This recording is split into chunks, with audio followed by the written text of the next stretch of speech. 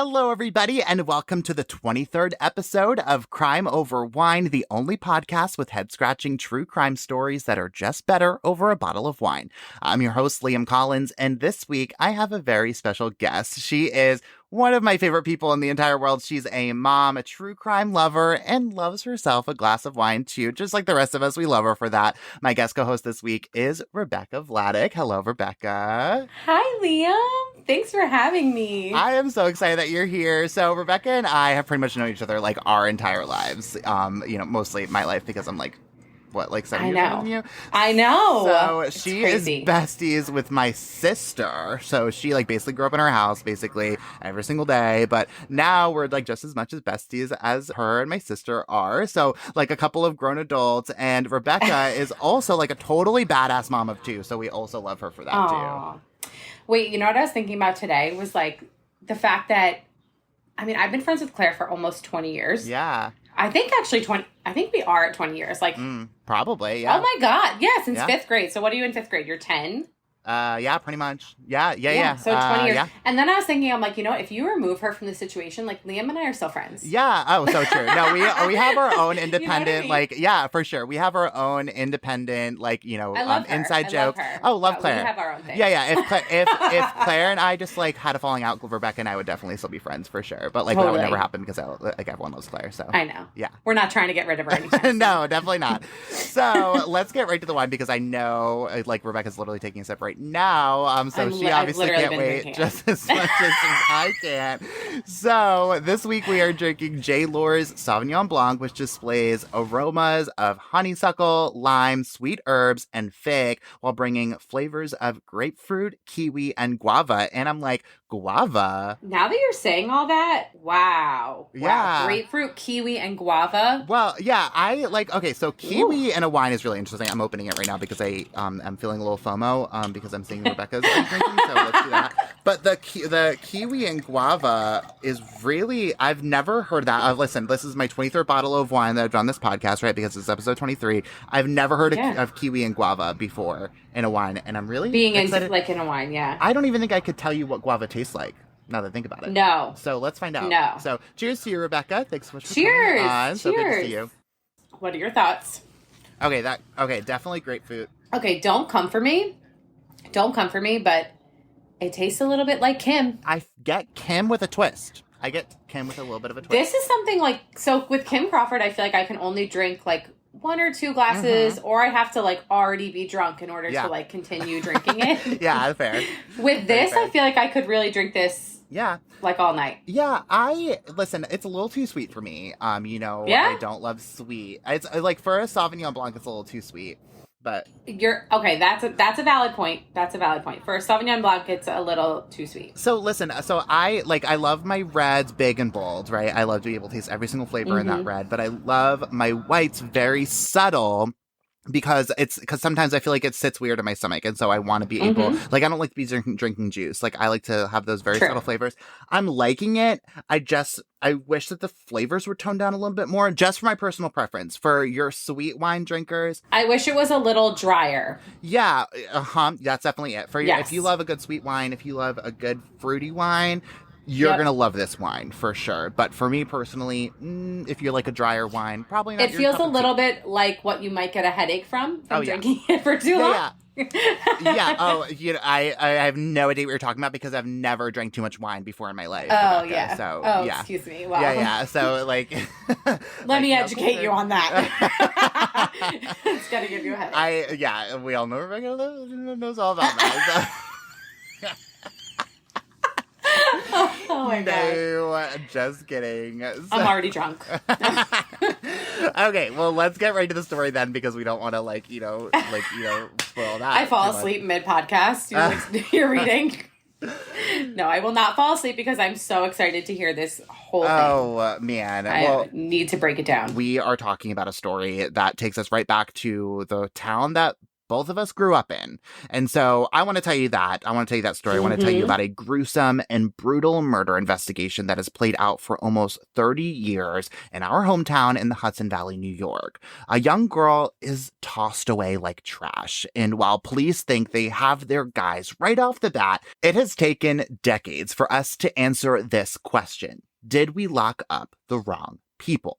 This week, Rebecca, I want to tell you the story of Josette Wright and Carmel's darkest day.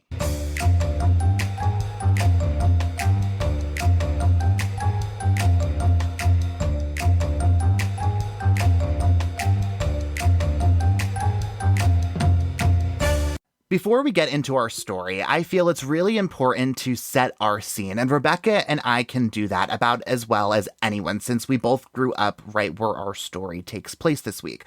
Carmel, New York is a pretty small town, tucked away in this really scenic and beautiful part of the Hudson River Valley. It's the seat of Putnam County, New York, population about 33,000. It's a proud part of the country. People move there to raise families, the people who grew up closer to the hustle and bustle of New York City and its surrounding areas, but really just want a quiet life in the suburbs, undisturbed. And Carmel is pretty much one of the first perfect yet rural and suburban towns you'll hit if you drive north from Manhattan. There are these private, set-off pockets of neighborhoods filled with family values, the ones you really only see in the movies. Kids playing in the yard, cars stopped on side streets with neighbors catching up on the must-dos and the how-you-beens, great schools, enough space to live your life in peace. Safe, private, and the people who choose to make their lives there like to keep it that way, exactly as it is. And I can say that because every time I go home to see it, and heck, give me enough time there and I'll revert right back to that mentality. The new layout of the grocery store is the talk of the town. The new traffic pattern on Main Street, that will be debated for months. And certainly, a horrific murder has the capability to leave scars forever. Oh my gosh. First of all, absolutely. The talk of the grocery stores is like, if there's a new grocery store in town, that's all people can talk about. That is like, well, because what else is there? Honestly, that's how boring this town is. Like, yeah. I mean, it's not to say like it's like, I don't know, like this just like deserted podunk town. It's just like very average. We're talking right in the middle of Newburgh, Poughkeepsie, Danbury, like White Plains, like right in the middle of everything. It's just right in the middle of everything. And so I always appreciated that we could access anything and everything. Like everything was right there. We just a little short drive away. It's a very ideal location, I feel like, for having like a family. If you like are somebody that works in any of the surrounding cities, or you just like, you know, want to still have that city feel while being in like a suburban neighborhood, you know? Yeah. Well, and too, like a lot of people who, you know, work in those neighborhoods, right? Who like, you know, commute a lot of days, a lot of the days, because like this is where you live to get away from that. But also, you know, those are where the jobs are, you know, White Plains, Poughkeepsie, like New York City, all those places. That's literally, I mean, all the, you know, parents for the most part, you know, who live in this town, that's what they do. And that's why they move there.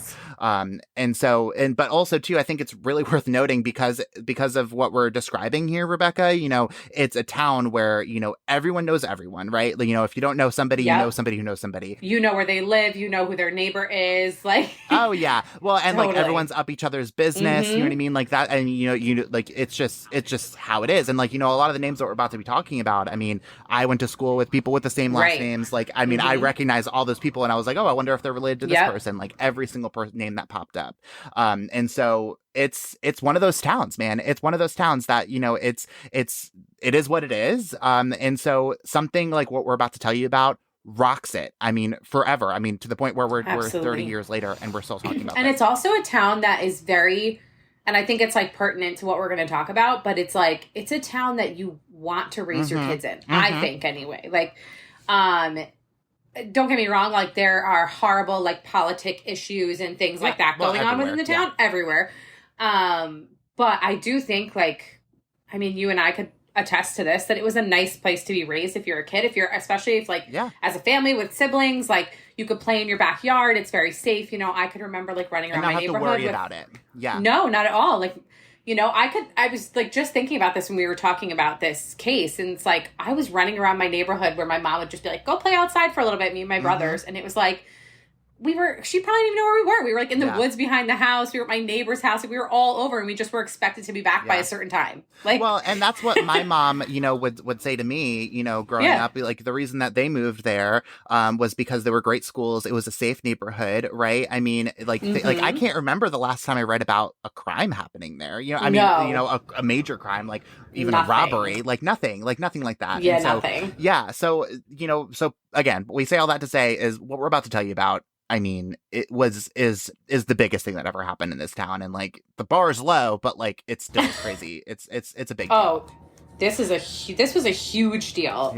In the 90s. Yeah, huge. But even with all of that in mind, there were these pockets of bad things, right? Every town has them, and Carmel was and is not the exception to that rule. In 1994, the main characters in our story certainly did their best to have found that part of town.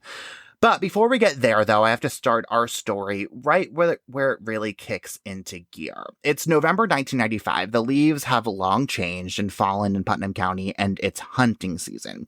A hunter is searching through the woods in Patterson and is looking past the dead trees and the crunchy brown leaves for his next prey. He's a little surprised, though, to stumble across something already dead. Not because it was rare to come across. No, dead animals were pretty common, especially a few hundred yards into the woods and well away from any civilization that would, scare off any, wild predator animals. But what was odd about this was that it was not a dead animal at all. No, this was instead a young girl. Her hands had been bound behind her back, her skin had been picked off, presumably by wild animals, and this young, possibly blonde girl was gagged with panties in her mouth. Oh my gosh. Oh, it makes me so sick. Like... Yeah. Could you imagine, could you just imagine, thinking you're going hunting and, somebling over something like that? Yeah. Yeah, no, I can't. I don't want to. And especially, we're saying, especially in this town, in Patterson, nonetheless, which, for people listening, yes, the murder happened in Carmel, where we grew up. Well, this was Patterson and Carmel are essentially, the same thing. If you live in Patterson, you go to Carmel school. So, we're all the same, but it's a little bit more, but I will say Patterson is a little bit more woodsy. We're not, the houses aren't really on top of each other. You get a little bit more acreage for your, there's not really a downtown area. Carmel has a pseudo downtown area. Yeah. But, oh my God. Yeah. Well, this young girl was indeed determined to be 12-year-old Josette Wright, a sixth grader who was reported missing more than a year prior from Carmel, which, again, is just the next town over. Now, it's really not 100% clear what the circumstances were that surrounded Josette's disappearance. Most of the source material that I read for this episode doesn't really get into that for whatever reason, but what I can say was Josette had a really difficult home life. She really didn't get along with her parents at all, and she was always asking friends for places to stay night to night. She spent a lot of time with a friend named Rachel, who was around her age, but was also known to hang around with some of the older kids who were known to be the troublemakers of the town. Oof, girl. Troubled teen. Well, she wasn't even a teen. She was 12, right? She was 12, yeah. She was a preteen. Yeah. But also that rebellious age, age where you don't really want to hang out with your parents. Yeah, you're fair. Too cool. Yeah, and I'm wondering, what exactly was going on at home, too. That was what crossed my mind. Was it actually, a bad home life situation, or was it just, right, or was it, just the normal teenager being I hate my parents. Yeah. They never let me do anything. Yeah, that's, again, we never, it's, the circumstances here. But it can go either way. Or was she, from, an abusive household? Or, we don't know. Yeah. Yeah, well, I can't really say what the extent of police's searches for Josette was as a missing girl necessarily, but what I can say is that once her body was found 13 months after anyone would see her again, the headlines blew up about the young girl who was found bound and gagged in the woods of a remote, quiet part of the state, and it was at this point that county police kicked up the now homicide investigation. And 2 days after police found Josette's body, they found their guys. At least they thought they did. 17-year-old Andrew Krivak and 18-year-old Anthony DePippo are also from Carmel and are the poster children for the town troublemakers. One night, the best friends are making the hour-plus drive back from New York City, where they often went to buy drugs, when they were pulled over by police. This time, they were in Manhattan at a rave and had PCP on them when they were pulled over. Somehow, the officer caught onto this and searched this brown van and found a pair of these faux gem rings in the back. And this is just the beginning of what would set police's eyes directly on this duo, because police immediately said that those rings were indeed Josette's. Okay, so these are like teenage, cool boys. Well, not cool, but like... Think they're cool. Yeah, think they're cool. Troublemakers. Okay, and so... But, like, what's a 12-year-old doing hanging out with 17 and 18? I'm trying to think, like, when I was 12, if I would... I don't think I would have, like... Did I know anybody that was 17 or 18? Yeah. I don't know. I guess, like... 12 is what? 7th grade? She's in 6th grade. Okay, she's in 6th grade. Mm-hmm. 17, 18, so they're like seniors. Mm-hmm. I don't know. I think when you were in 6th grade, did you like have a lot of senior friends to hang out with? Like, No, definitely not. Yeah, it's not far off. It's not far off. Like maybe like she had like cousins or friends or siblings that like knew these guys. Who knows? Like, there had to be some kind of connection, but yeah, and I think setting if we like a little bit further on, I think it makes a little bit more sense. So with a little bit more detail. So let's get there, should we? Okay. So hold that thought. So that's certainly not enough for an arrest, that alone in and of itself. I guess not even the drugs in the car, for whatever reason, was enough for maybe for them to be able to arrest them, but maybe police didn't find it, or, that's not totally 100% clear. I'm not totally clear on that at all. Now, so they weren't arrested for the drugs? They were not arrested for the drugs. They were not arrested at all at this point. Okay. A little strange. Just found her rings. Weird. I don't know. Yeah, I don't know. I guess enough probable cause to search the car for and found these rings. It's just weird. It's all just kind of weird. Like how this kind of pieces together is just kind of strange. Now, I do feel the need to give you the background on Andrew and Anthony, though. So, Rebecca, sit back, enjoy another glass. Why don't you? Because I'm about to give you a lot of information on these two guys. So, are you ready for this? I'm ready. I'm filling up. So, Anthony and Andrew were not only roped in with the kids who find the trouble in town, they were the kids who were indeed starting it, organizing the parties in the basements, the woods, and behind, for whatever reason, the local gas stations. Anthony was this big guy, 6'6", and a bit on the heavier side. Andrew was much shorter and skinnier too. Anthony would later tell Rolling Stone magazine that he and his friends would regularly hang out behind the local Citgo station, drinking sodas, beers, and smoking weed. Most of their friends had the same backgrounds as they did. They were unsupervised with parents who either they didn't know or didn't want to know, or just shrugging off what they were doing late at night and well into the morning. The pair would often invite dozens of their friends over for parties where they would go into the basements of their parents' home to drink, do drugs, the works, while their parents were right upstairs. And so, frankly, to police, this seemed like the type of kids who would do anything for just a good time. After this traffic stop, police started approaching the kids who were known to hang around Anthony and Andrew. They asked about their behaviors, habits, etc. And a few friends into these interrogations, they get the tip that they were looking for. One friend tells police that Anthony and Andrew were talking about the young girl's body that turned up in Patterson. Ooh. Okay. Feels a little bit like a witch. It feels like a little bit like a stretch so far. Yeah, it kind of, because kind of what we were talking about, like, talking about the young girl's body that was found, like that doesn't really, like, set off alarm, because, like, everyone's talking about it, right? Right. It's like, again, like we said, it's a town where everybody knows everything. Your parents are talking about it at the dinner table. Your neighbors and your parents are out in the street talking about so-and-so's business. And obviously, like, we're talking about a murder, like... Yeah. So, yeah, like, she's found... Well, and, like, a super gruesome murder at that, too. Yeah. Yeah, so, like, not unlikely that they would be talking about it. It's a little suspicious that they had her rings in the car. That's okay. But what were they saying about it? Well, as far as I can tell, they were really just talking about it, like just brought it up. And that's reasonably understandable considering it was pretty big news in town, right? 12-year-old girl found bound and dead. Yeah, I would probably be talking about that too. In fact, we're still talking about that 30 years later. But to police, this was a pretty good tip because not only had they decided that those rings were Josette's, but two, frankly, delinquent kids interested in this case was a red flag to them. So they keep asking around and they end up getting the witness of the century. It's a young girl by the name of Denise Rose. It was kind of a girlfriend of Anthony's, but maybe more of like a long-term hookup of sorts. She does tell police a bombshell's worth of information, though. She tells police that she was there with Josette the night that she was murdered. What? Okay, well, that's huge then. That's huge. If she's... Okay, so what does she say happened? Well, she says back on October 3rd, 1994, Anthony and Andrew showed up at her house to pick her up and take her to one of their gas station parking lot parties. When she got into Andrew's dad's van, Josette was already there in the back, laying down where the seats would be if the guys hadn't taken them out.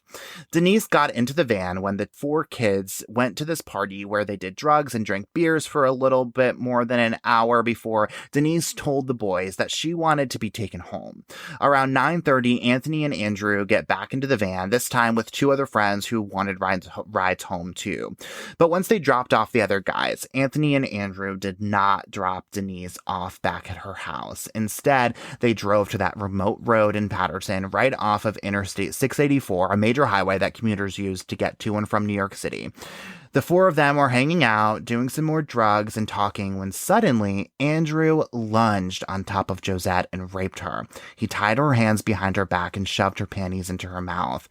Once he was done, Anthony took his turn, but when he finished, Josette wasn't breathing anymore.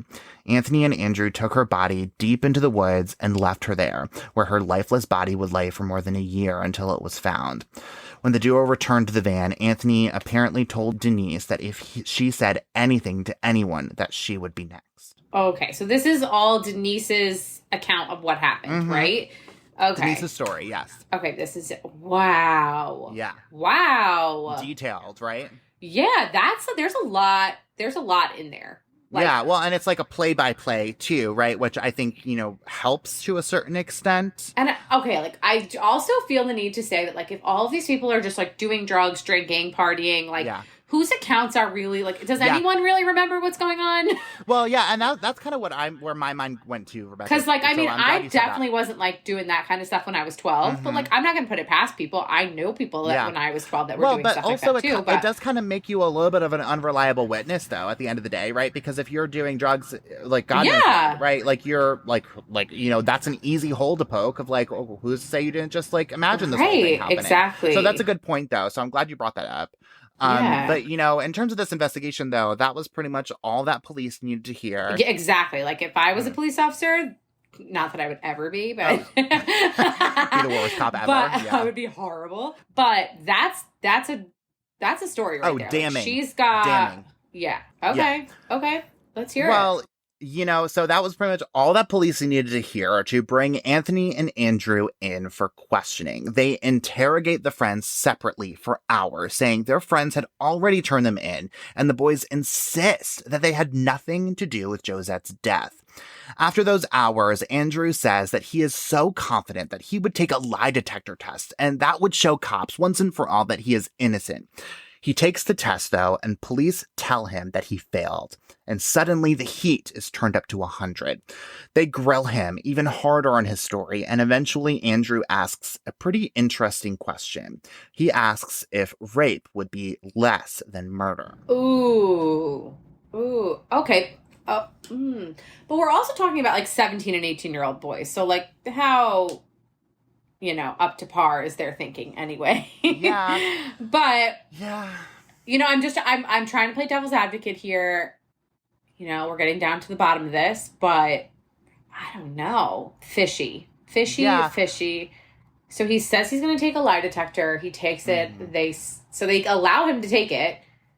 And then he fails. Yeah. Okay. Well, police say after that, the words just flowed out of him. The party, the van, the remote road, and then finally how Andrew raped Josette and let Anthony have his turn before they disposed of her body in the woods. He signed a statement admitting to all of it. In the next room, Anthony was sticking to his guns, denying absolutely everything they were saying. But it was too late. His friend had already corroborated what police had already suspected, and they both were arrested and charged with Josette Wright's brutal rape and murder. Okay, well, okay. So it looks like that's the end of it then. Like, you admitted it, like, you have a witness who says, like, she saw you guys do it, she was with you guys, I watched you guys do this, and then I watched you, bound her up with her panties, and then now you have the suspect admitting to this whole thing, but one of them not. Okay, so then case closed, right? That's the end of the story. Oh, no, Rebecca. Shortest episode ever if that was case closed. So you know that there's more than one side to every story, right? And you just heard police's account based on their notes, their case files, and their recap of events in trial. But there is so much more to talk about here that I think that we're both probably going to need another glass to get through it.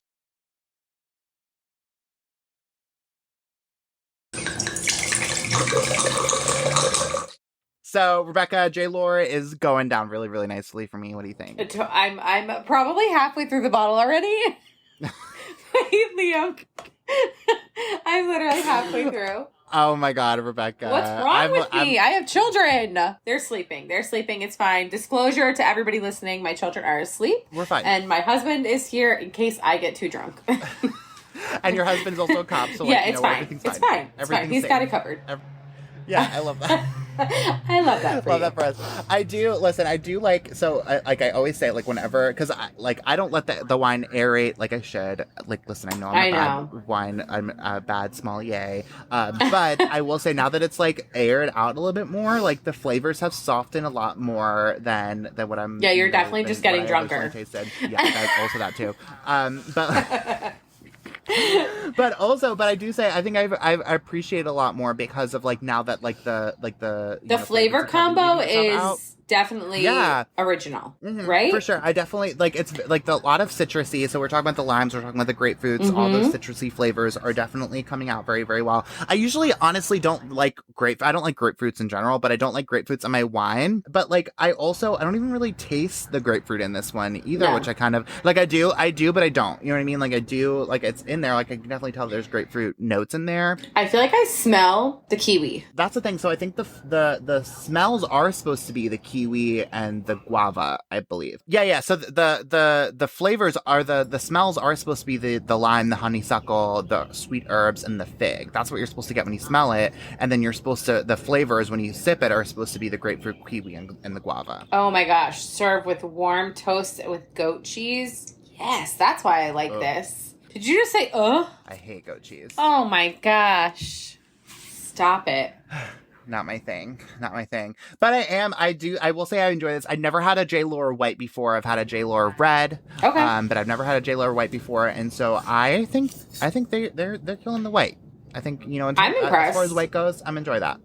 So I'm impressed. Especially now that the summer's summer's coming right around the corner. Yeah, that's what I mean. I feel like this is good for this time of year. It's like perfect. I had mine chilled, and so it's perfect. But I do prefer a red, but definitely in the summer, I'm a white gal. See, I knew that about you, and that's why I was like, I think I need to pick white for Rebecca to like really like.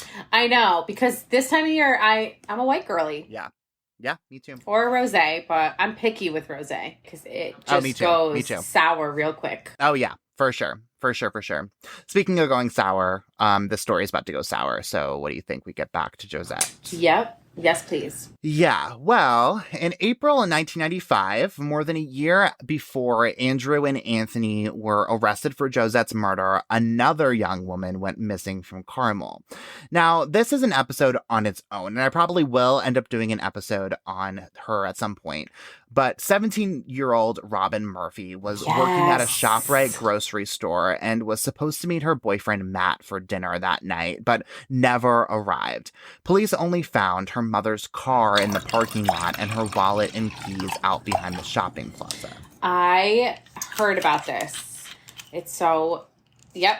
See, I never heard about this story until I started researching this and I saw the I heard about this. I also heard about... I mean, I was young when the Josette Wright case happened, but I remember my mom, like, freaking out. Like, we had to, like, stop playing outside for a while because it was like she was just... Yeah. My mom was it very out petrified of all of that. I mean, who wouldn't be? Oh, yeah, for sure. But then this happened, and, like, Josette probably would have been, like, close to my oldest brother's age. I think she was, like, a couple years older than him. But then I remember this. So meanwhile, we're here talking about, like, we're like, this never happens in a town like Carmel. And then, like, here's another one. But it's still kind of a little bit different, too, because she's older. She's 17. Yep. You know. Different demographic. And it's also, too, I think there's, like, something to be said about, you know, the shock value of, like, what happened to Josette as opposed to, like, spoiler alert, like, we still don't know what happened to Robin necessarily. Did they ever find out what happened? Missing. Well, no, not exactly. They do get a pretty good idea a bit later on, though. But before we get there, I do have to say that Robin, like you said, is still missing to this day. And because of our connections there, I know that I have a lot of listeners to this area. So I'm going to pause here and say, with more weight than I ever have before on this podcast, that I know that there is information out there on this case specifically. Someone knows something. And frankly, it's my new mission to find that person. So if you or anyone you know knows anything about Robin's disappearance, call the Carmel Police Department at 845-628-1300. And we're also going to put that number on our website and in our show notes too. Okay, let's get back to the story though.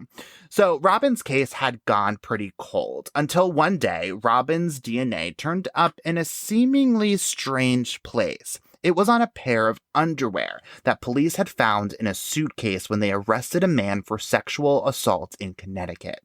This man's name was Howard Gombert, and he was arrested in 2000 for sex crimes completely unrelated to Robin and Josette. Police said when they arrested Howard, they found dozens of women and young girls' underwear in his house and in that suitcase, appearing to be some kind of trophy collection for his victims. But most of them were still alive, and what Howard's survivors said, though, was alarming. They said that he had developed a relationship of sorts with these young girls and would pick them up, provide them with drugs and alcohol, and then he would rape them by tying their hands behind their backs and sticking their panties in their mouths, just like what had happened to Josette. What? Okay. All right. There's so much to unpack there. I feel like you keep throwing so much juicy information at me, and I don't even know where to go with it. Okay, so Robin is still missing. Right. Mm-hmm. And her panties are found in this man's house. Yes. Along with many others and many other victims who... Like dozens others. Oh my God. Mm-hmm. This is just so messed up. And then this is exactly how Josette Wright was found. Yeah. Except we don't know if this guy had, like, murdered other people. He... Apparently all these panties matched victims. Besides Robin being missing. Almost all of them had matched people. Panties are accounted for. Yeah. Right. Like people who are still alive, you know, they haven't been matched to anyone who's been found dead. I'll put it that way. Okay. So, you know, I guess there were a couple of, you know, a lot of people who, you know, they matched to people who had reported sexual assaults or, you know, said that they had relationships of some kind with this man. And then there were this one like outlying pair that matched to Robin, who again, and I believe, I can't say this with certainty, but I believe that was the only person who was still missing. Okay. And did this send a message somewhere to the Putnam County Sheriffs or Carmel Police? Yes. Did this send a message to them? Like maybe they should investigate this guy? Well, like, kinda. Okay. Kinda. Like, the problem, like, that kind of develops of all of this is that, like, police never like Howard was never on the Putnam County Sheriff's Department's like radar in any way, shape, or form. Oh, because he was Connecticut. Did you say Connecticut? Yeah, well, yeah, but so like, you know, like he was still a known sex offender in the Putnam County Carmel area. He had already been convicted for at least one other sexual assault of a young woman and had been tried for another one in Putnam County. And frankly, Howard's reputation had frightened parents in the town for years, kind of like what we were talking about. Howard, who would have been 31 at the time of Robin's disappearance, is questioned about Robin and says that he does actually know Robin. His girlfriend at the time was friends with Robin, and the day that Robin went missing, he tells police that Robin came to the laundromat that he worked at, which was in the same shopping plaza as the grocery store that Robin worked at. And she talked to him because he had been having problems with his girlfriend. But he says she left and everything was fine, and he never saw her again and denied having anything to do with her going missing. Oh, conveniently, like, used to hang out with this girl every day, but like, oh, now I have nothing to do with it. After being like accused and already like tried of like molesting all these other people. And like admitted pretty much to like being probably the last person to see her alive. Yeah. So yeah, I don't love that. And it's also like, what, like you're 31, what are you doing hanging out with a 17-year-old? Yeah. And you're a known sex offender in the area and you're hanging around where this girl happens to be working. Oh, that has to be illegal, by the way. You're not supposed to, like, I don't know when this law was created. Maybe it wasn't a law in 1995, but you are like, if you are a convicted sex offender, you're definitely not supposed to hang out with minors in 2023. So that's not cool. Oh, wait. Okay, wait. So he worked at the laundromat. Oh, so she was visiting him. Yeah. Well, but so let's go there too, because I know you know this shopping plaza. You know, it's a shopping plaza, and so it's the laundromat in there. Like, yes. Yeah. The last I was there, the laundromat was still there, and so yeah. I mean, this is 2 or 3 stores over from each other, and so yeah. So I guess they evidently were plaza folks or whatever. Yeah, I guess so. I mean, it was convenient. I don't know. You know what I mean, though? So it's just kind of, I don't know. So, like, evidently, but again, like, openly admits to, like, knowing this girl and having some sort of relationship, even if it's just a friendship. It also is one of those setups, though, that, like, you can easily just, like, be standing. Like, remember, that's the same plaza as the movie theater. And so it's like people do just like hang out outside and like have cigarettes or like talk and like. Yeah. And like just for listeners too, like this is like Rebecca's kind of alluding to here, like this is the hangout spot like in town. Oh, like, definitely. Frankly. Yeah. Like for sure. Like there's like, you know, when we lived there was like a little like Carvel store. There was a movie theater. Like there was, you know, some restaurants and that kind of stuff. Pizza. Yeah. This is where like the kids go after school. There's a gym. Like there's a whole like thing going on here. But evidently back in 1995 there was the grocery store and the laundromat. But again, so point being is like we're talking about like this area of town that like, you know, a lot of intermingling is happening, right? Like this is where like teens are descending upon, right? Yeah, now they're both working, they're canoodling outside, doing whatever. And now you say you had nothing to do with it, which I just feel for her. She sounds like she was just a girl looking for some trouble. She was a troubled teen, probably just trying to like find somebody to like confide Dropped in. out of school the year before too, should be mentioned. And this 31-year-old sicko is like preying on her and other women. Yeah. Ugh. God. Yeah, it's not a good look for sure, and it I don't know, if at the very least it's like the worst coincidence in the entire world, right? In my opinion. Right. So you know, Howard ends up being tied either by arrest or by suspicion and rumor to several, you know, probably over a dozen young women who went missing in the area, including 2 young women who we had already discussed. Rebecca, do you remember Josette's friend, Rachel, the one who Josette would stay with just to kind of get out of the house for a night or two? Yes. Well, Rachel said that she knew Howard too. She says that she would often hang out with Howard and he would buy her alcohol, drugs, and jewelry. He would take her out to go fishing on his days off, and he would eventually end up raping her and even tried to, or possibly even successfully, raped Rachel's mom. No. Okay, well, so there's your connection. So now Josette is friends with this girl, Rachel. Rachel has this weird connection to this creepy guy, Howard. And now there's, like, rumors that, like, he's raped Rachel's mom, too. Mm-hmm. Oh, my God. Well, and, like, you know, you put, like we were talking about at the beginning of the episode, like, you know, we're in a town where everyone knows everyone, like, we're putting a different layer to that. Don't you feel like, how is this all happening under my nose? Yeah, a little bit. Yeah, no, for sure. And, you know, I do have to say, you know, like, all these connections, there's another one, like, an even stronger one, too. So let's get there. Yeah. So there's one more girl that Howard did have direct ties with. Rachel says that the night that Josette went missing, she saw her getting into a red coupe with a black top, a car, one that matched what Howard had been driving around this time. Ooh. Okay.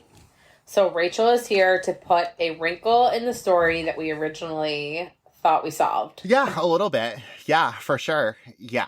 I mean, it just feels so damning, right? I mean, I don't know. It just feels like it was just, like, right out of police's view kind of thing. You know what I mean? At the time when they were they thought they had it solved. They were like, these two kids did it. We have a confession. We have a witness. So, like, toss it off to the side. You know, put it in the stack to be filed. Yeah. It is, like, a little bit of a shame, though, because, like, you know, when kids go missing, like, I mean, obviously a shame, but, like, when kids go missing, like, the number one thing, like, the first thing that, you know, I hear over and over and over again that police do is they go talk to the sex offenders in the area. Like, they go talk to the people who they know, you know, have a thing for kids. Which seems like such the wrong move. Yeah, you think so? I don't, like, only because it's like, what do you think they're going to do? Like, confess to you and be like, yeah, I did it. Especially when they're already, well, but like, you know, I think, but, like, they don't have to necessarily confess, but, like, you certainly want to go get an alibi. Oh, like, maybe, like, do you hang out with anybody? Yeah, exactly. Okay. Yeah. So, like, that kind of things, you know, I don't necessarily think they go and, like, say, did you do this? Like, I think they're, like, they're going saying, you know, hey, you know, and it's part of their parole. Yeah, it's part of their parole. Like, they have to, like, subject themselves to those kinds of questioning whenever these kinds of things happen. That's what happens when you get caught, you know, sleeping with kids. Like, that's just what happens. Yeah. And so, but, like, you know, so point being is, like, they, like, you know, they should have I mean, again, I don't know when this law was created, but, like, now it's a law that you have to do this at least in New York. And so the fact that they didn't, like, they just missed, you know, this guy. Yeah. Feels where wrong. was Rachel when all of this happened? Yeah, true. Like, where was Rachel when she was like, well, I was with Josette and I saw her get into a red car with Howard? Like, well, and you know, it almost makes me wonder, like, again, just going back to the fact that we don't really know exactly the circumstances surrounding her disappearance 100%. Like, it makes me wonder if, like, coming and going was kind of just part of her MO kind of thing. That's kind of the vibe I'm getting. And so maybe it just didn't really seem off to her because she was constantly getting into strange men's cars. You know what I mean? That's where, that's what like, I'm maybe assuming. her friend, like, heard this song and was like, well, you know, I saw her get into that car, but, like, she could have gone into somebody, you know, she was just... Yeah. Right. It could have been this night. It could have been a different night. Like, it could have been a lot of different nights. Yeah. I just feel like as a parent, too, like, this is your worst nightmare. Like, even, I mean, my kids are little. My son is 2.5. My daughter is 9 months. And she's about to be 9 months. So I'm not there yet. But, like, I already know, like, just how I feel about them now. But I feel like as teenagers, I can't imagine. Like, I would be so protective. I would be, I'm sure Josette Wright's family was and is devastated over this. Yeah. And I can't imagine, like, just feeling like, I don't know, like, you didn't know so much of her life. Like, if she's just running off into cars with different people and just thinking about, like, what you could have done differently, you know? And, like, well, and it makes me wonder, like, what was going on at home kind of thing. Like, what definitely was, you know, like, I've never heard anything about her dad kind of situation. So it's like, maybe that has something to do with it. Like, I don't know. Again, just, like, a lot to think about. Like, I guess, and I'm not going to pretend to know what her home life situation. I'm going to assume, but, like, it just, I don't know. Like, that's just where my mind goes in that front of, like why, like we don't really know this. Like, the report of, like, what the last moment that she was ever seen, because maybe we don't really know. Like, maybe we haven't really talked to that person. Right. So, but I definitely agree with you that, like, where were police questioning these sex offenders? Like Howard in the area, like, where were they? Like, I guess like if you had a guy coming to you and being like, all right, like I did it, then you're like, game over, search is over with. Like, yeah, that's true. I guess that probably would be like, that wouldn't be the first place to go, I guess, if like a children, like the sex offender meaning, like the first place to go. Maybe that is like, you know, a step, you know, like a couple steps later when like you like kind of what you're saying, you know, like the like they already had these kids who like they found her rings in the back of the car, you know, but like also too like they weren't arrested, like they like they were pulled over in November, they weren't arrested until July, and so there's all this time in between that I'm wondering like what this investigation looks like that we don't really 100% know about. But see, that's exactly what you're talking about, like where during those what is that, 9 months? 6 months? Yeah. Like, yeah, just about 6 months, yeah. Like, where were police being, like, just, I don't know. Yeah, it definitely feels like it should have been a step in the process, right? Because, like, you know, regardless, you want to make sure, like, frankly, like, as an investigator, like, you want to make sure that your case is air frickin' tight, right? And so you don't want anyone coming in and poking holes in that. Right. But sadly, I feel like, especially maybe back in the 90s, I just think like, and even today, I shouldn't even say just in the 90s, but I feel like sadly there's so many people out there who are just like, oh, this is the easiest route and it's done for me and now I can just be done with it. Like, and I think there's something to be said too about back then when this kind of case is getting the kind of publicity it can, like the amount of pressure that you have to solve it. Like has to be immense, and especially like the most gruesome murder that your county has ever seen. Like you have to feel the pressure from every single angle to get a solved case. Yeah, and you probably feel like you're on top of the world when somebody comes to you and admits that they did it. Right. Yeah. And you're like, I did it. I'm a hero. Well, you know, going back to Howard a little bit here, he does end up being questioned about Josette's death, you know, years later. And after Andrew and Anthony had already been convicted and sentenced in separate trials to 25 years each for her death, Howard says that he barely even knows Josette. He does admit that he met her once, but denies having anything to do with her death. Okay, but he knows her. Yeah, you know her. Exactly. So it's like, and you're a guy who, like, we know this is your MO. Like, you like doing this to girls. You like stealing their panties and keeping them in your basement. Like, what are the odds that like this girl's panties were in her mouth? Like dies the same way that we know that you like. Exactly. And like, you know her. Like, it's different than like going to like you said, like if they went around to like local sex offenders and like they didn't even know this girl or there was like zero connection whatsoever. One sex offender happened to have like a really loose alibi, like, and then you went after him. Like, this guy like doesn't have any. Like, you had a 1 degree of separation. He was like with a girl, dating a girl who knew her. Yeah. Yeah, so that's, you're talking about Robin, but the point's taken. Yes. No. But no, you have, but I mean, even then, like he knew her directly, like he admits openly, like first of all, you're again, going back to what we were talking about before, you are a registered sex offender, right? And you're 31 and hanging out with a 12-year-old. Hanging out with a 12-year-old. Yeah, exactly. So that's not cool in and of itself. Like, why is this even happening? So, from jail, Anthony DePippo was catching on to the eerie similarities between what he was accused of doing to Josette and what Howard was accused of doing with dozens of other young women.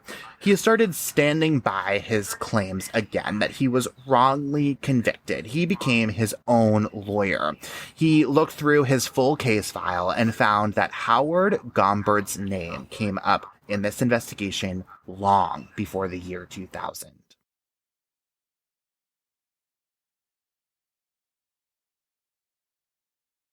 Howard's name first came up in the Josette Wright investigation the very first day that Josette's body was found. When Josette was found in November 1995, police did their due diligence and went to her mother's home to tell her about their gruesome discovery. And according to police's own notes, some of the first words out of her mouth was uttered through tears, saying, "Howard Gombert killed my daughter." No What? Yeah.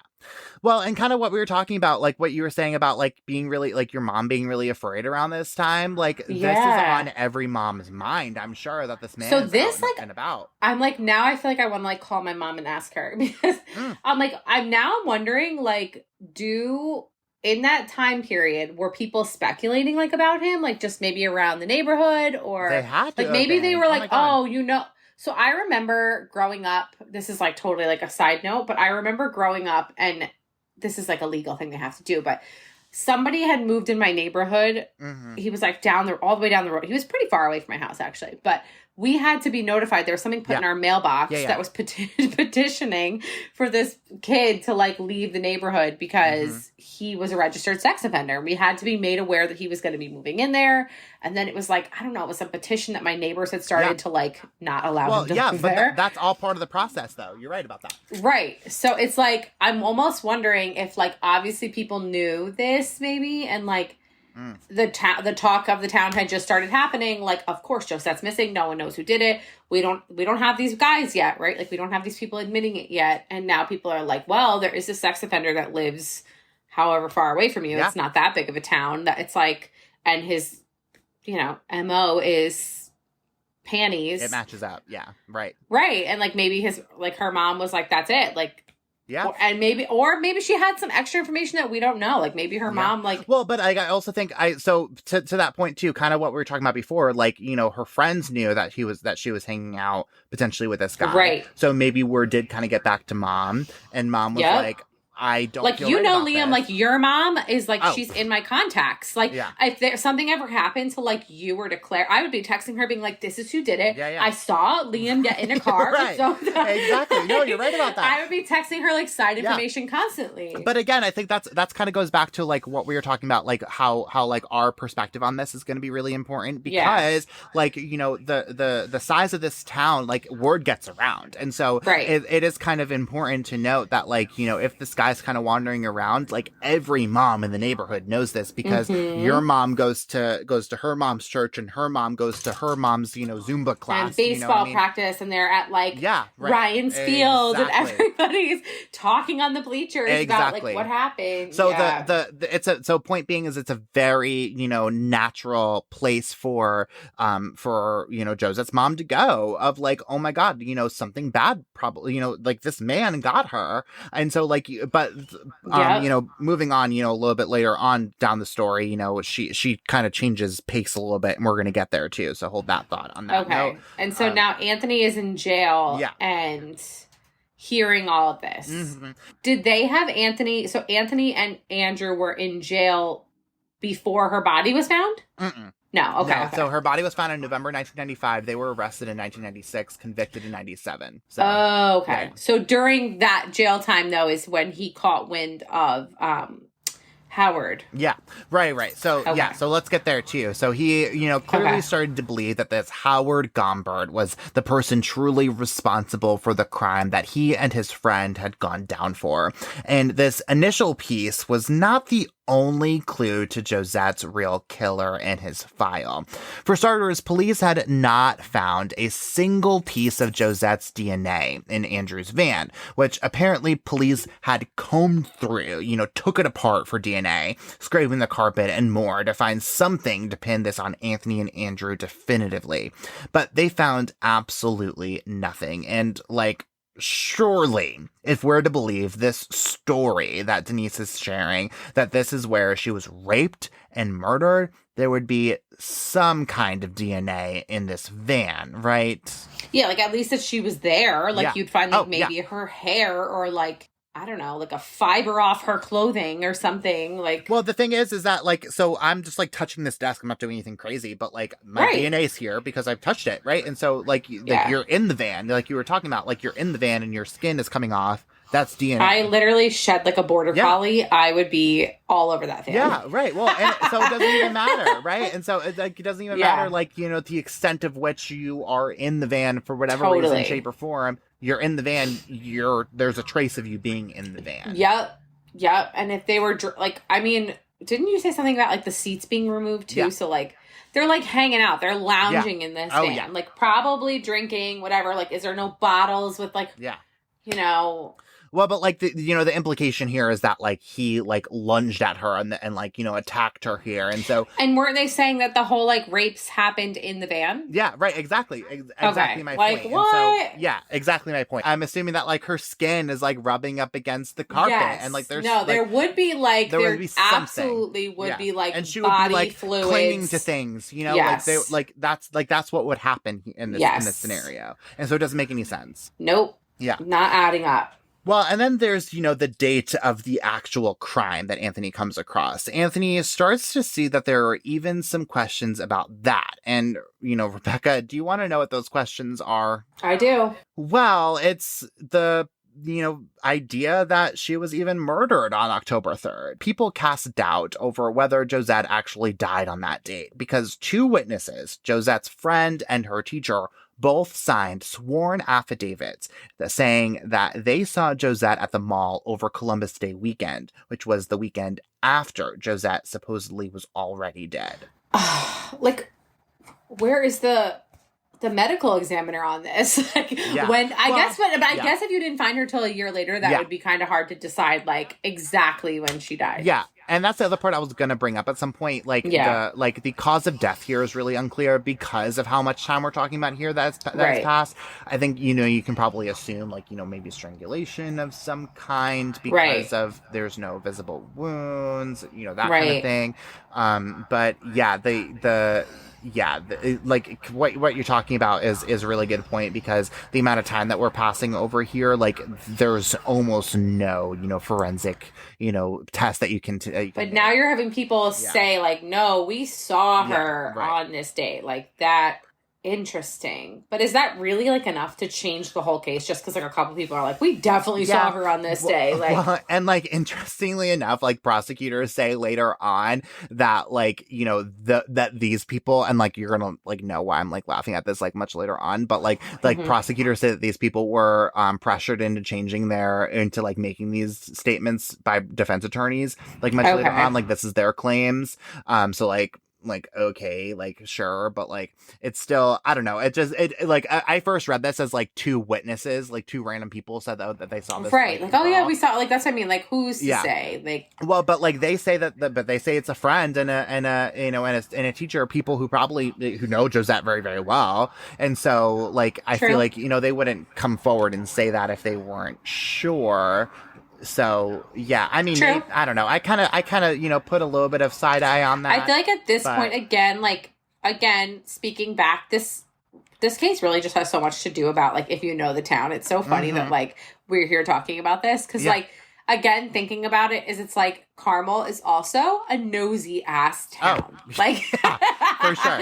So you could totally see people being like, I heard about this. I'm going to go to the police and tell them that I saw this. Like, because they probably did. Like, or they did, or they thought they did, or like maybe they knew. Like, these little tidbits of information are definitely gonna come out through the mothers of Carmel. Oh yeah, for sure. But like with that being said too, though, I think there's something to be said about these people, because of the nosiness, because like everyone knows everything that like, when this person went to the mall kind of thing. Like I could see, the school teacher, wandering down the mall and being like, oh, there's Josette with blah, blah, blah, blah, and like making note of that, like clocking. And like she doesn't have any skin to lose in this game, so like zero. Why not just, that's very well her truth. But again, like just being Carmel, it's like, I gotta let everybody know that I saw her. Like, right. Writing on Facebook, like these days, like 100% that'd be all over Facebook. Yeah, for sure. That mom would write a whole post. Totally. Oh my God. Yeah. Yep. Well, that's not even the worst of the problems that pop up about the way that police may have handled this investigation. But before I get to how bad it really gets in terms of accusations, let's get back to those rings that police found in the back of Andrew's van during that traffic stop. The ones that police said belonged to Josette and pointed them in Anthony and Andrew's direction to begin with. Well, it turned out that those rings actually did not belong to Josette at all. And even Josette's mother said that she didn't recognize the rings and don't even think that they belonged to Josette even a little bit. What? Yeah. Liam, you led me to believe this whole time. Right. Well, these rings belong to Well, but that would be, I mean, frankly, I would convict somebody on the rings alone, you know? So that's a good point. Yeah. I mean, right. But seriously, I mean, for the fact that the mom says no, like the rings are not real. Like that, I mean, that to me was the strongest piece of evidence. But again, like not to say like that is really enough. Again, like, that's not really enough evidence. Like, there's articles of my clothing and my things at everybody's house. Like, your sister, Justy, like, our other friends, literally all probably own, like, pieces of my clothing and things that you could be like, well, this is Rebecca's. Like, that might be on you, but... Yeah, but you're not, like, a 12-year-old who, you're right. You know, may or may not have been in a 17-year-old's van. Like, why would those rings be in the van if they didn't kill her in the van? I know. That's just so hard, because then you also have this guy, like, the whole thing that really messes with me in all of this is the fact that Andrew Krivak admitted that he did it. Yeah, right. Yeah, that's fair. And I get it, you're 17, and, like, who knows, you're feeling pressure. Yeah. But, like, I don't care what people are... I mean, I'm a different personality. I say it like it is. I'm very much of a truth teller. I try to be as, like, true to myself as I can. But, like, I would never let somebody coerce... Like, I would never feel so pressured that I would admit murder or rape. And like, I think that we all say that, too. But I think it's so different when you're in that situation and, like, being pressured. Like, again, like, under, like, the movie style. Like, you know, like, overhead lighting. And I'm also, like, not a 17-year-old. Yeah, right. But so I think that there's something to be said about that kind of mentality of, like, somebody in authority telling you, like, you could, like, and, like, holding you for 7 hours and saying, like, you can go home if you just say this. And honestly, like, the threats or being like, if you don't, well, we already have you for this. Right. Like, right. Well, yeah, a good point too, because they had already had all these sworn statements. Like, he thought that he failed the lie detector test, and so like I think all of that, like, I could see kind of being like, what else do I have but to just sign the statement? Yeah, just to say I did it, because maybe they said like, listen, if you just admit you did it, you're only gonna get 10 years versus if you don't, we have you anyway. Like, you know, who knows? That's very true. I would love to be a fly on the wall in those interviews. I need to be. Yeah, I need to be. Well, yeah, and like these rings, man, I mean, just like, I don't know. I just have so many questions about this in so many different ways. But do we think it's at all possible that she was just like in the van with them? Hanging out? I do think it's possible. I do. Cause like she was hanging out with older men. Again, like you said, if she was just kind of like in and out of, right. Like if she was in and out of places, like who knows if she was with this guy one night, right? Like these two guys hanging out in their van with her friend, having some drinks. Maybe they were doing drugs. Then the next night, whatever, she wakes up, goes to the mall where people see her the next day. Yeah. And then she gets into a van or car with Howard. And like you said, if she's like jumping from car to car and she's just... I think I just kind of go back to the fact that the mom, I mean, but like the mom kind of, I guess if they do have like this estranged relationship that we're like led to believe that they have, like how would she know like every single ring? You know what I mean? Like, I don't think, like, I mean, I'm sure, like, like, for example, like, Claire, like, I think, like, my mom would be able to say, like, no, that's not something that she would wear, but I don't think that she would say, like, that's not something that she owns. Right. So. That's true. That's true. That's a little too, like, solid, specific. Especially for, like, in the days of, like, going to the mall and shopping for yourself. Like, my mom didn't know what every item of clothing I owned back then. Like... Yeah, right. Yeah, so that is a little strange, I guess. But, like, again, especially if they have this, like, a strange relationship, like, I don't know, like, who are you to say for sure, I guess. But, like, I guess if she says it strongly enough, like, I guess maybe you put enough stake into that. Yeah. I guess. I don't know. Now, you know, Rebecca, you know, just moving on a little bit here, you know, if all of that wasn't bad enough in terms of an investigation, Anthony begins to realize that the sworn statements that Andrew and his friends all signed may have possibly been the victims of coercion. That's the argument that Andrew had unsuccessfully used in his original trial back in the 90s, but now Anthony was seeing it with his own eyes. The statement wasn't written by Andrew at all. It was written by a deputy, and Andrew had been the one to sign it. As for the statements by the other witnesses, including Denise's, those statements are even more unbelievable. They are written out by these witnesses, but Anthony can see with his own eyes that those original statements are riddled with inaccuracies. inaccuracies, the wrong dates, the wrong cars, the wrong places. But then those inaccuracies were crossed out and filled in by the deputies with the information that fits with the story that I've been telling you all about this whole episode. No! We just added a whole nother layer. Yeah, a little bit of a layer, and kind of like, again, kind of what we were talking about, the coercion here of like if you're being pressured to do this, you know, like yeah, but at like some point why are they going in and filling in? Right. That's details. That I had to say is fucked up. Like I'm gonna drop the first F-bomb of the episode. Yeah. Like that is so. I've been pretty good so far. I'm so shocked I haven't said the F word. The fact that like you write out this whole thing and then police are like, no, like it wasn't a red car. Like, are you sure it wasn't a brown car? Like, you know what I mean? Like, and going about it, like, I don't know exactly what it said and what it didn't say, but like, you know, moving it that way, like to the point where it was like, again, just to like name a couple of these things, like she named a person who was in jail at the time of this crime. Like she named a car that that Anthony hadn't bought for months. Then they changed it after. Yes, exactly. After realizing like, girl, this statement is not going to be right. No one's going to buy this. And they like, you could see it plain as day, like crossed it out, filled it in with their own handwriting, like wow. Yeah. Wow. Yeah. But like it's so sad, but I don't put this past. Oh no. Not back then. Not back then. No, not back then. Yeah. Like now, listen, my faith in the police system is a little different now. Like I think that they like follow the rules a little bit more than they did back then, for sure, because so much more like now we have like they have body cam footage, they have all these different things, like they're being held to a little bit higher of a standard. We're still not all the way there yet. Like, well, and just to say too, like that is why, like if I can get on my soapbox here for a little bit, like, that is why things like body camera videos, you know, like why people should have access to these videos of, you know, of these intense interrogations because of things just like this that people are accused of. Exactly. Because frankly, they're being accused of these things, even if they're not true, like being accused of these things because at one point they were true. And so like, and just these officers and like I understand there's a certain trainings that they go to for these interrogations, and there's like, you know, these detectives aren't just put into those roles like willy-nilly. They go through a lot of you know, trainings and stuff to be able to do this, but like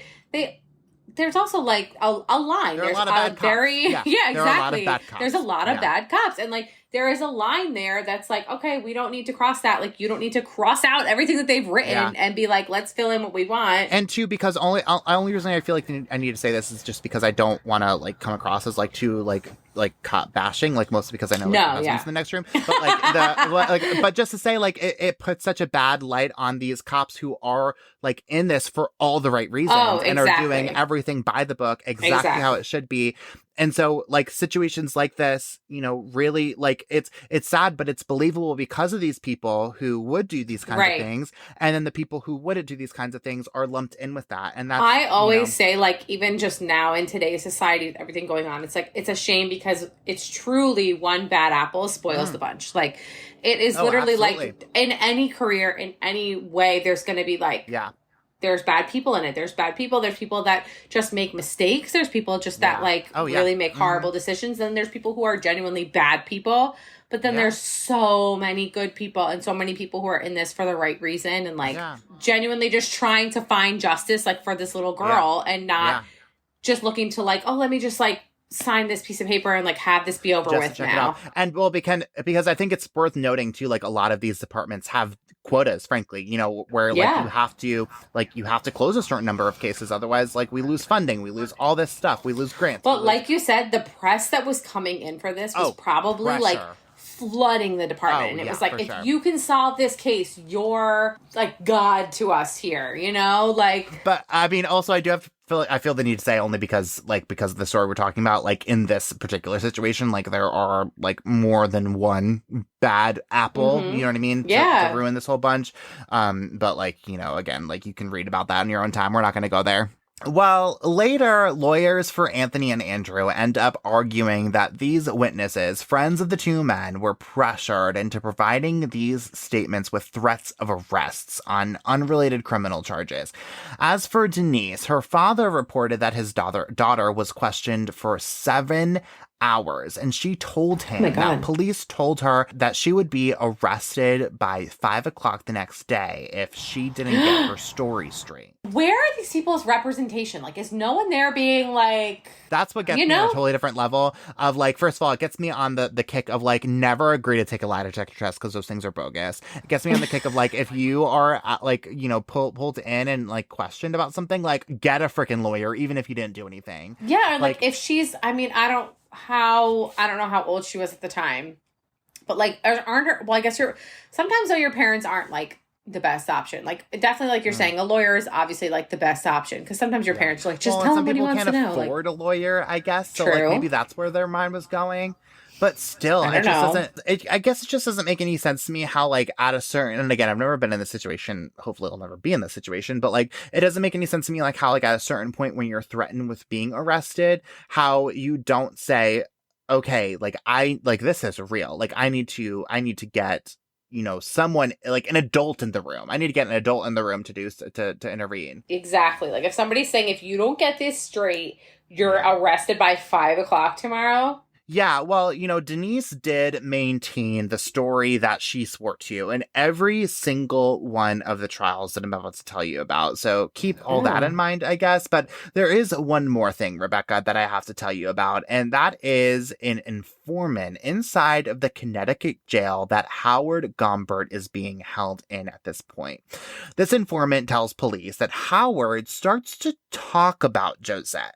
And apparently he admits that he did have sex with Josette at one point, and when this informant asks if he killed her, he replies, quote, "It doesn't matter because they already got those 2 suckers for it." This is a podcast, so you couldn't see my hair flip that I did. It was a big hair flip. But what? Like, so he admits that he did have sex with her. Is that what you said? When she's underage, which is a crime.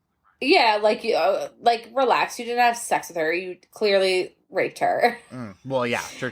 You could, like, you know what I mean? Like, she's 12. I don't think she was like, let's have sex. Like, well, but even if she did, like, she can't do that. Like, it's not. True, very true too. Like, it's like you can't even. It's below the age of consent. So whatever. Like, even if she did want to. And then but he doesn't admit to murdering her. He says these other 2 guys took the fall for it already. Well, and, like, so keep in mind, so this informant, like, isn't recording this conversation. So this is all secondhand knowledge. And, like, this guy is, like, probably being offered all sorts of deals and blah, blah, blah, whatever. Okay. Here's another thing that we, like, just on our rants that we're talking about right now is, like, why can we not have these conversations in prison recorded? Because do you know how many convicts probably go to prison and can confess their whole crimes and stuff to people, or, like, confess additional information, or, I mean, I guess it's just, but so much of it too probably can't be taken, like, seriously, because, like, some things you might just be saying, like, to survive in prison. I'm trying to say a lot of bullshit. But But still, like, hold them accountable for what they're saying. And I almost wonder if there is a way to put, like, microphones, like, I, like, wish they would. I wish they would like do further.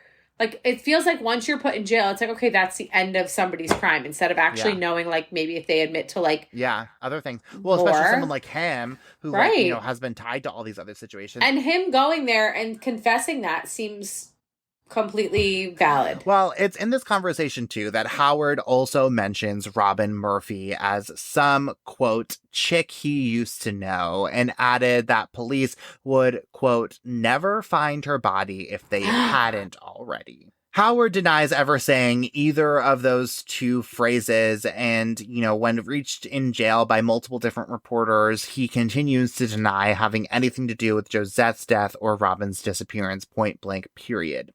But all of this was enough for Anthony to run, and I mean sprint, to an appeals court and demand that his conviction be overturned. And he, along with a new lawyer, brings all of this evidence and evidence of a conflict of interest, too. Anthony lays out that his original trial lawyer should have never represented him because he was the lawyer who represented Howard during his original 2 trials for sexual assault. Ooh, wait. Okay, so Anthony's lawyer was the same as Howard's lawyer? Yeah. For two sexual assault charges before that. Yeah. Well, and like, so to be clear, just for listeners, like, you know, once you take on this case, like you get the case files, you get all this like Right. evidence, you get all the whole thing. And so like the name pops up at some point. And so the fact that this lawyer didn't say, hey, by the way, like I have a conflict of interest here, like I have a different like, you know, person who may or not be a suspect or at least a person of interest, like that's messed up. So like, you know, but like also talk about a small town, like I'm sure there's like 3 lawyers in town that like are capable of being able to do these kind of cases. But point being is that like conflicts of interest are no joke. That's the point. Yes. Right? And especially in a small town like Putnam County, like in Carmel, there probably, like you said, wasn't like a lot of people to choose from, but like I don't know, like... Well, but so just, again, just like boil down like what the conflict of interest even is in this case. Like that's a big conflict. Like you both knew this girl. Like huge. Well, and like, so this guy, like this lawyer gets this case file and clearly probably at some point saw that like that police were like had at least like their like in their peripheral vision, this Howard dude, in their like as a potential, person who may or may not have done this. And so you're now all of a sudden at a point where, okay, well, do I, turn in my previous client or do I turn in my current client? You know what I mean? That is the definition of a conflict of interest. Like you win, you lose. Like that's like, it's like, that's like, so point being is that like, this is a huge freaking deal. Like that in and of itself, like will get you a new trial. Yeah. Okay. So he's getting a second chance here with this. Yeah. This was his straw that he grasped at. For sure. Okay. Oh, more than a straw. More than a straw. I grasped at a freaking log and he definitely got it. So, all of this ends up swaying a judge not once, but twice. Anthony's conviction is overturned 2 different times and he is granted a new trial. And in 2016, Anthony gets a new shot at freedom. He is able to present his case to a jury all over again. In his now 3rd trial, the jury ends up finding Anthony DePippo not guilty, and he is immediately granted a new sense of freedom. Wow. I'm just... His 3rd trial... And he's not guilty. And I'm a little confused about the two separate trials in 2011, 2012. I don't really fully understand how that works because like it feels very double jeopardy-y, but so I don't really fully get so he how that kept works. trying. But evidently, so he was able to overturn the conviction in 2011 based on all the evidence that I just talked about. And then he's convicted again and then gets a new trial in 2012 and, has that overturned. And this is all because he's like, listen, my lawyer was corrupt, obviously, and like all the other information that's come about. But so to be clear, so I think so he lays out the conflict of interest deal in 2011, and this maybe explain it. I think a little bit. I think this makes a lot of sense because he lays out the conflict of interest deal in 2011. Gets that overturned because again solely that alone will get you a new trial. Like that'll get your conviction overturned. Like because that's messed up. And so he gets that, but then is charged again, convicted again, gets a new trial again in 2012, and then now we're in 2016, where he goes through the whole thing, lays out all this stuff with Howard and about the, bad dates and all this stuff, and that's when they, make him not guilty. Yeah, so now they just had, like, this whole layout of, like, mess. They're like, your paperwork was shit. Right. You have another pedophile on your hands, Yeah, well, and like reasonable doubt. It's so beyond reasonable doubt because like the point being here is that like going back to what we were talking about before about like hiring good cops, like let's go into the world of like Anthony and Andrew are guilty, right? Like they did it, whatever. Like that's why you need like people who cross your T's and dots your I's. Exactly. So because otherwise you get to the point where everything is fucked. Everything's fucked. Like you have all these problems. You just let people go that were potential murderers, and rapists, and now they're free because of your paperwork errors. Like you said, like if we're talking in a world where that is the case, but imagining that, So, but still, I mean, that's why we need to hold people in those positions accountable. But also to the other side of that, if what he's saying is all very accurate, then like, you know, then good. We're bringing it, realm. But we're bringing it to light, and we're saying like, we caught you trying to finagle this paperwork, and there's a guy who's out there who actually did it and should be serving time for these. Like, Either way, no matter how you look at it, it's messy. If it's messy, assuming that, you know, assuming a whole bunch of different stuff. And I'm like one of those people too that like I try to believe that like juries can see through that. Yeah.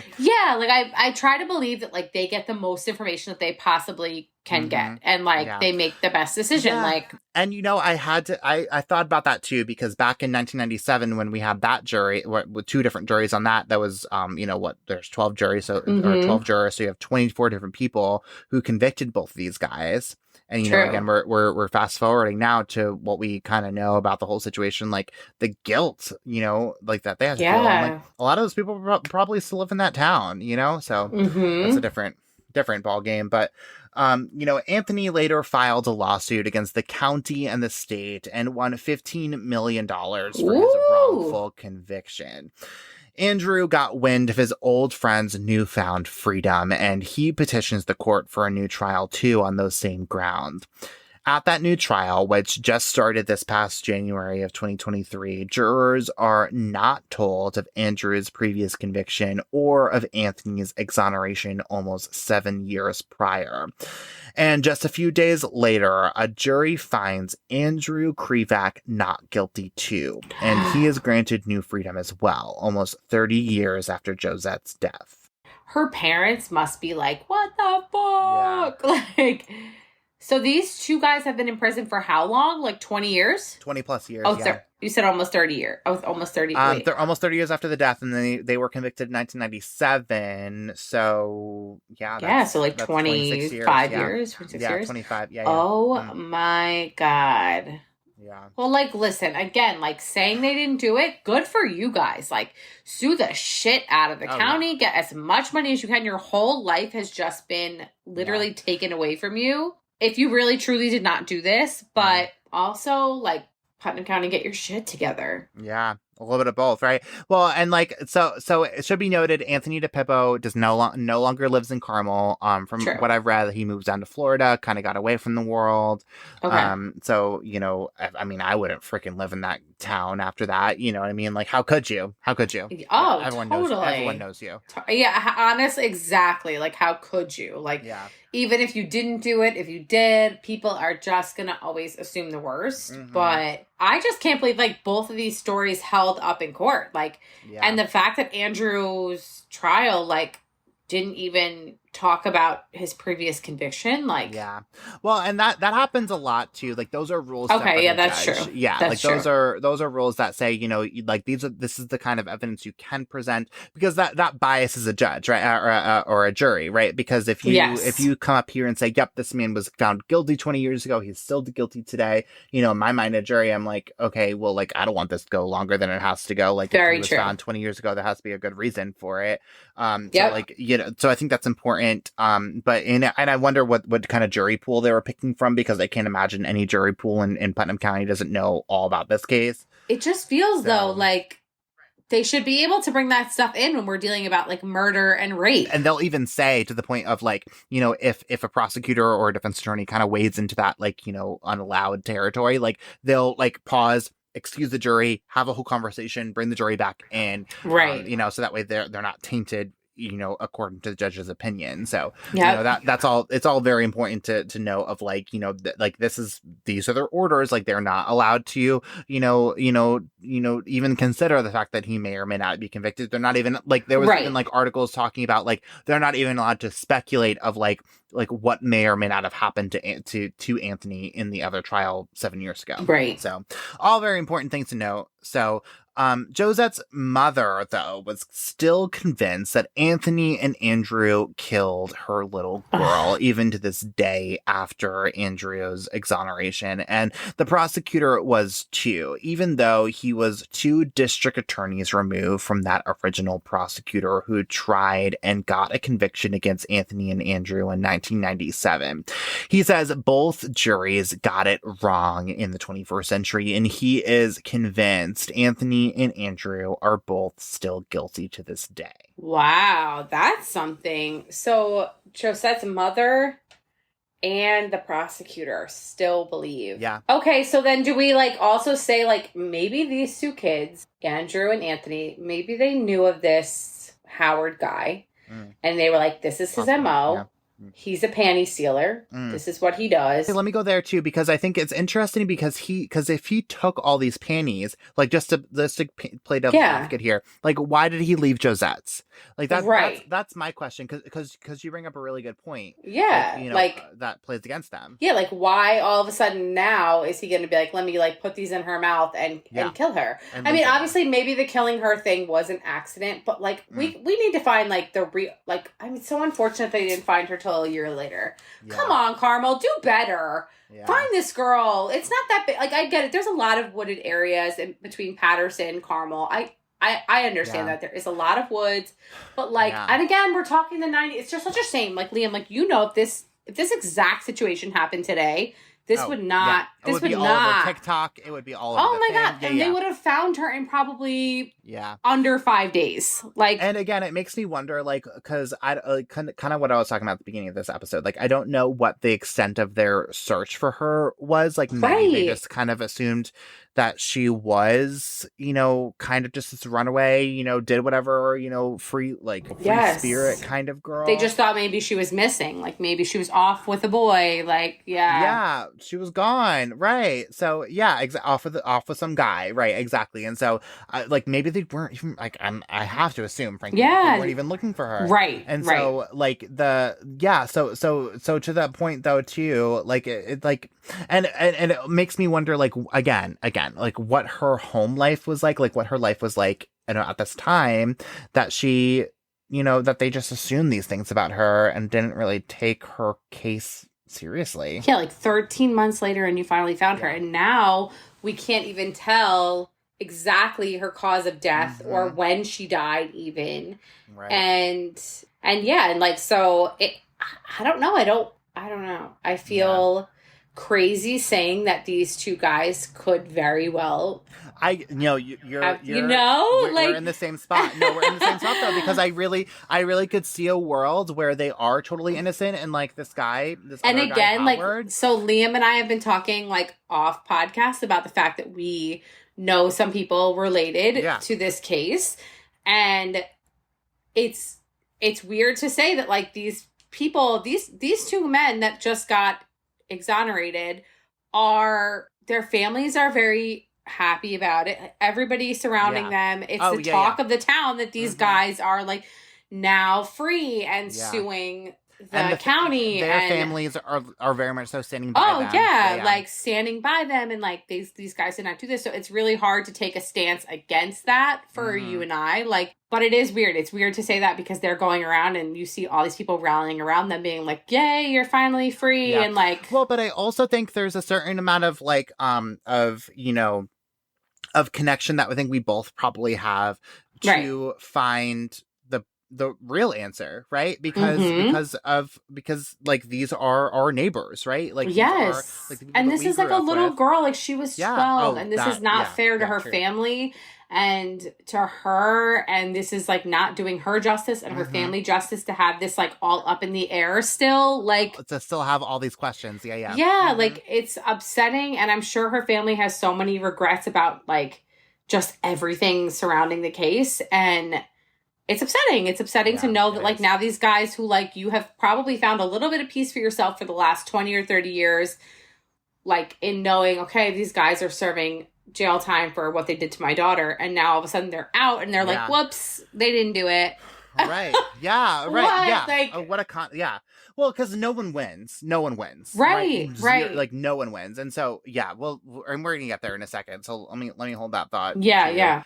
So Howard even pleaded guilty in federal court to extortion charges, interestingly enough, after Andrew's lawyers reported him for threatening to recant statements he had given to them if he wasn't paid $1 million. In the meantime, he continues to serve time for those child sex crimes, but could be released from jail by 2030. Through all of this, though, I have to bring it back to Josette, because we really haven't talked a whole lot about her in this whole episode. And here's why I have to bring it back to her. You know, there is so much debate in our small little town over this case. You know, people who believe Anthony and Andrew were wrongly convicted, people who believe they were wrongly acquitted. But after almost 30 years, we're basically back at square one. Whether it's because of a bogus investigation or two really lucky men, Josette Wright is still dead. Robin Murphy is still missing. And no one is in jail for either of those two cases. It's so true.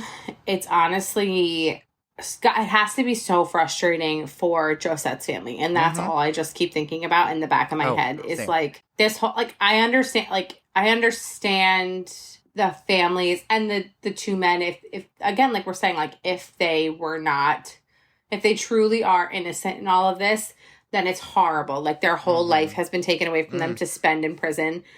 But, like, honestly, above all is her family. Like, her family is... And her, like, she's a little girl who was killed. She's dead. Like, she did not live her life past 12 years old. And that is horrible. So sad. As a parent, as a young... Like, as a person. Anyone can relate to that. Like... Yeah. So, you know, I think at the end of the day, like, all anyone wants is to, like, find out who the hell did this. And, like, it's just amazing to me that people wouldn't... Why don't we have more on this? Like, you know? Why don't we have more information? Why don't we have answers? Because that has absolutely rocked my world in investigating this, because I feel like there's so much, but there's so little all at the same time. Yeah. And you know, in terms of source material. And so that's made me really angry. But also, too, you know, kind of like what you're talking about, like what we were talking about before, like nobody wins in this scenario. Like nobody wins in the end of this. Like you said, Josette's still dead, you know, regardless of what happened to her. She's still dead, right? So her family doesn't win, you know, in any situation. Even if they got justice for whatever they got for a person, like they don't win, you know, in this. You know, Anthony and Andrew, assuming that they're, you know, that they're innocent, they definitely didn't win. Right. And so, you know, it just, you know, nobody, you know, comes out on top on this situation, you know? And so it feels like the best way to win is to get, you know, whoever, you know, killed whoever actually did this. I just am wondering, like, is this all going to fall back on the fault of the police?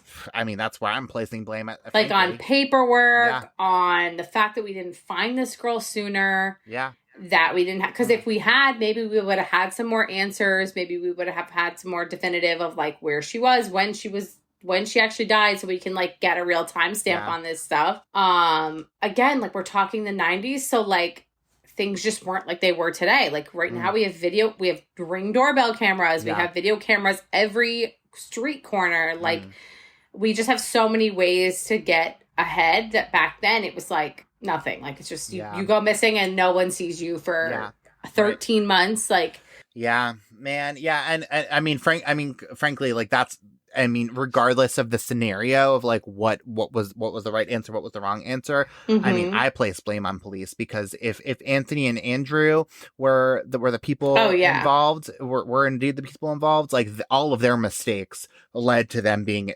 exonerated 100%. Exactly. And if they were innocent, then the fact that they fucked served that long in prison. That's messed up. And so I mean, that's so regardless, honestly, the way you phrase that, like regardless, it kind of falls on the police, whether or not these guys were innocent and now they served the last 25 years of their life, 26 years of their life, rotting away in a prison and God knows what conditions, or if they were really guilty and now we just let them walk the streets to go do this again. Like, who knows?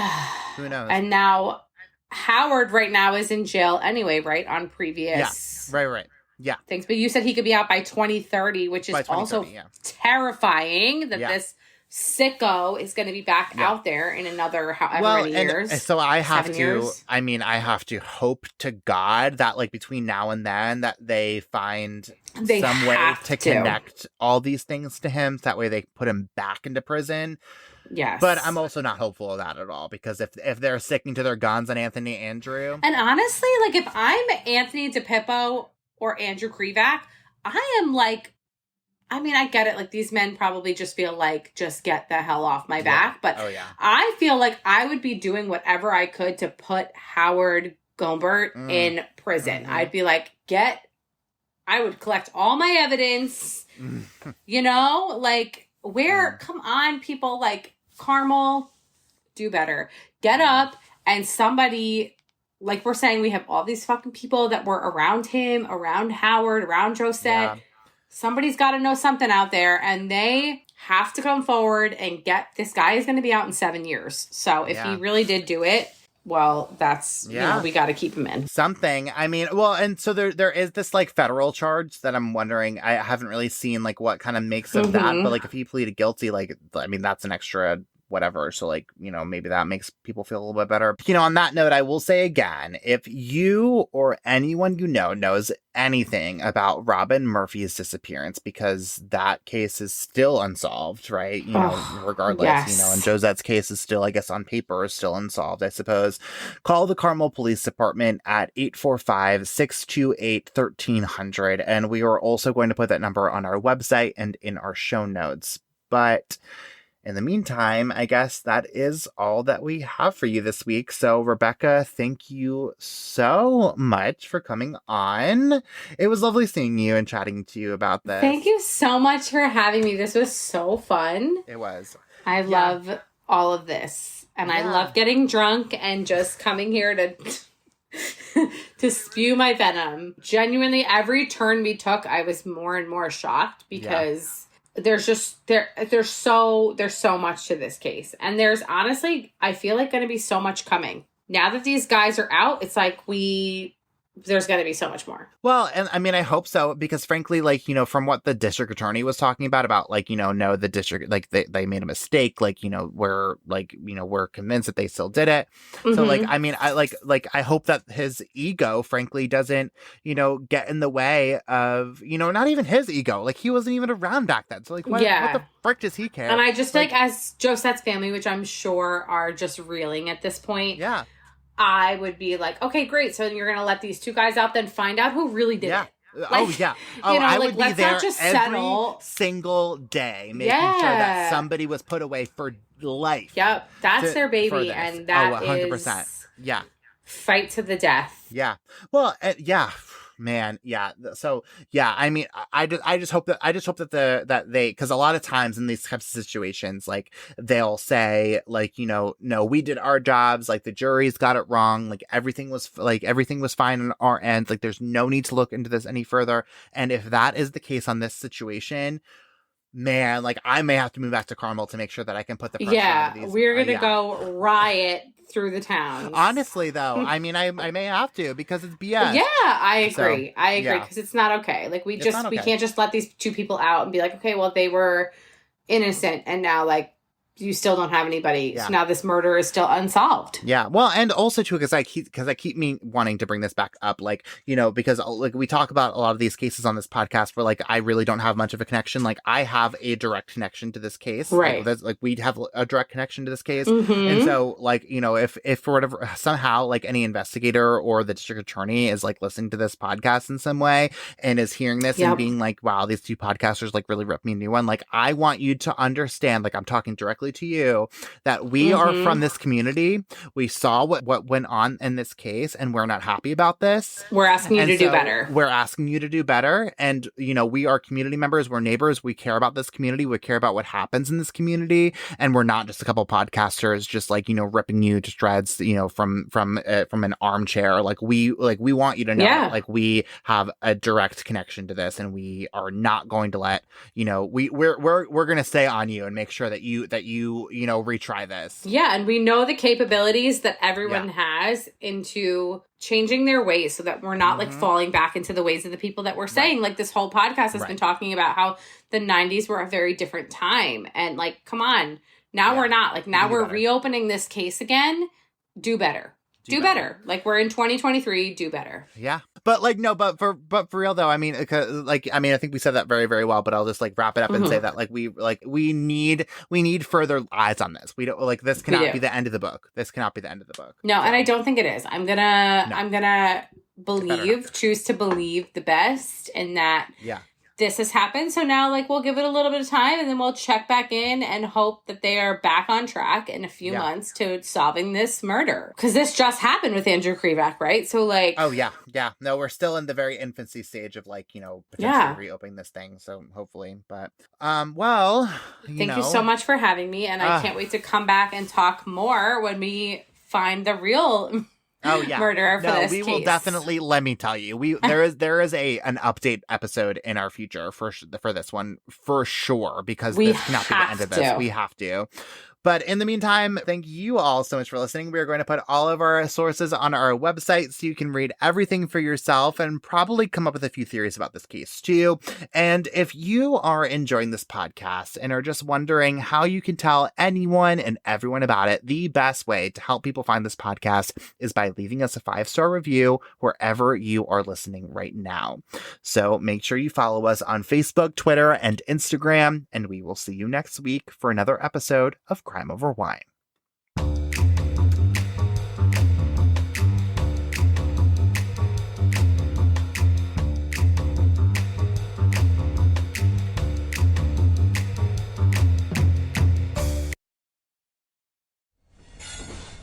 Proud member of the Podnuga Network.